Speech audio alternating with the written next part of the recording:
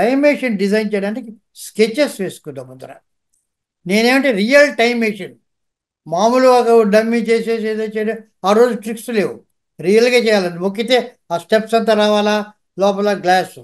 అతను ముందర స్కెచెస్ వేసి, స్కెచెస్ మీద డిస్కస్ చేసి, తర్వాత చిన్న టైం మెషిన్ మోడల్ చేశాడు అతను, గ్లాస్ అంతా పెట్టి చిన్న సైజు చేసి, దాంట్లో మార్పులు అక్కడే దొక్కితే అవన్నీ చేశాడు కష్టపడి చేసి.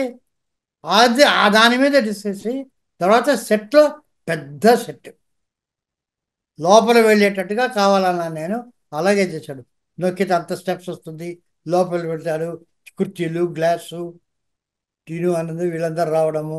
సో అదంతా టైం మెషిన్ తిరగడము, మోటార్ దానికి ఒక మెషిన్ పెట్టి అది తిరుగుతుంటే వాళ్ళందరూ బయటికి పడడం, స్మోక్, దానికంతా గ్యాస్ నుంచి స్మోక్ వెళ్ళడం, ఇవన్నీ కూడా అతను తయారు చేశాడు ఆన్ ద సెట్.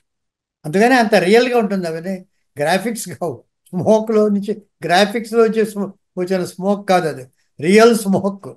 దగ్గ దగ్గ దగ్గ దగ్గ అని వస్తుంటే, అది నిజంగా తిరుగుతుంటే అవన్నీ అది తిరుగుతున్నప్పుడు వాళ్ళు వెళ్తుంటే రియల్. అందుకని జనానికి అంత పర్సనల్ ఫీలింగ్.